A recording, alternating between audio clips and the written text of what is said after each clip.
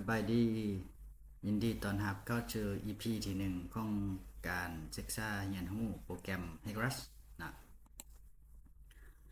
สำหรับโปรแกรม HEGRAS แม่นโปรแกรมที่เราใส่ประเมินพื้นที่น้ำท่วมความลึกของน้ำท่วมความแห้งของกระแสน้ำอย่างต่างๆเนาะซึ่งว่าข้อมูลจะเอานำเข้ามาใน HEGRAS แม่นเราได้วิเคราะห์ปริมาณน้ำไหลเข้าอ่างจากแบบจำลอง HEC-SMS แล้วเนาะวันนี้เราจะเอาผลของ HEC-SMS มาเข้าในแบบจำลอง HEGRAS เนาะเราจะเฮ็ดเป็นแต่ละขั้นตอนไปเนาะสำหรับผู้ที่เริ่มศึกษาเรียนรู้ใหม่สำหรับผู้ที่เก่งแล้วก็อาจจะข้ามไปก็ได้เนาะเพราะฉะนั้นเรามาเริ่มต้นนำกันฉะนั้นเราต้องได้กะเกี่ยมข้อมูลก่อน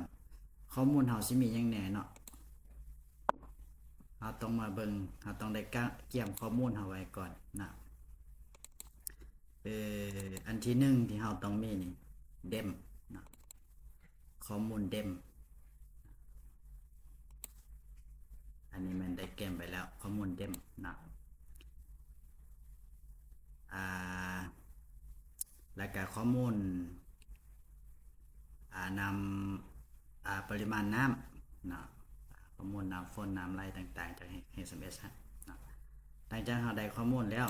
เราก็เริ่มเปิดโปรแกรม HEGRAS ออกมาเลยสำหรับเวอร์ชันที่ข้าพเจ้าใช้อยู่นี่แม่น6.5เปิดขึ้นมาหลังจากนั้นเราก็มาหา new project เราก็ตั้งชื่อข้าพเจ้าจะใส่ Park Sun District เซฟไว้ใส่เซฟไว้ 2D HEGRAS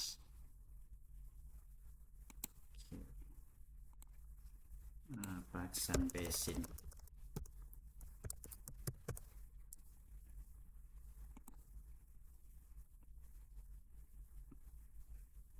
กดโอเค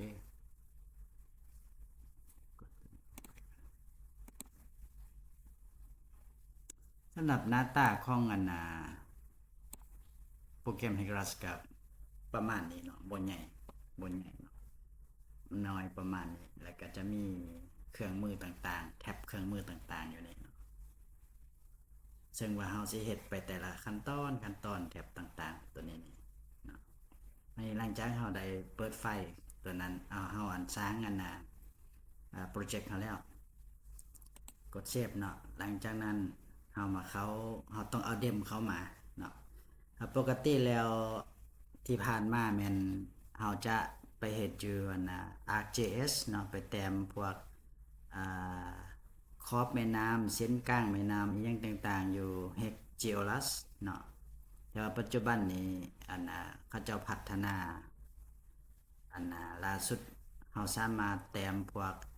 เลแบงไรแบงเนาะแล้วก็เส้นcross section ต่างๆอยู่ในโปรแกรมHEGRAS นี้ได้เลยเนาะบ่ท้าไปใส่อยู่ในArcGIS ก็ได้บ่ท้าไปใส่อยู่ HGeoLus ก็ได้มาใส่อยู่นี่ก็ได้ถ้าไพ่ถนัดตัวนั้นก็ไปใส่ตัวนั้นก็ได้แต่ตอนนี้ข้าพเจ้าจะใส่อยู่ตัวนี้เนาะดังนั้นก็เข้าไปนี่เข้าไปนี้แล้วเราก็ต้องได้เข้ามา set projection ก่อนเนาะเพราะว่าเรื่องค่าพิกัดที่ตั้งต่างๆให้มันกลมกันเราก็ต้องเลือกไฟล์ projection นี้มันมาจากใส่ projection ก็มาจากเดมอะไรเนาะเดมที่เรา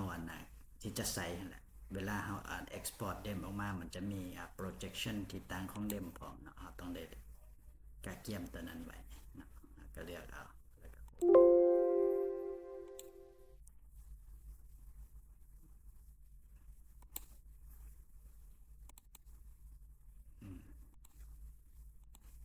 โอเค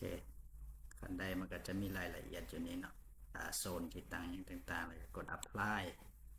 ก็โอเคหลังจากนั้นเอามาเบิ่งเทเลนมาเบิ่งเทเลนนี่แล้วก็คลิกขวาแล้วก็เลือก create a new terrain นี่แล้วเราก็ไป add a เดมนี่เดมที่เราเลือกไว้เด เดมที่เรากักเกียมไว้นี่เข้ามาแล้วกด create จืดรอท่าคันเดมใหญ่มันก็ใช้เวลาลนคันเดมน้อยมันก็จะไวหน่อยหนึงปึ๊บขึ้นมาแล้วก็กด close ออกไปเนาะก็ถือว่าหลังจากนั้นเราก็ต้องเซฟมันไว้เนาะโอเคเราได้เดมเราเข้ามาละเรามาเบิ่งด้วยว่าแม่น้ำที่เราสิแต้มสิจำลองครั้งนี้ไม่ใช่ข้าพเจ้าแม่น้ำสั้นนี้เป็นห้องมันนี่อันนี้แม่นขนาดของเดมแม่น10 เมตรคูณ10 เมตรนะความละเอียด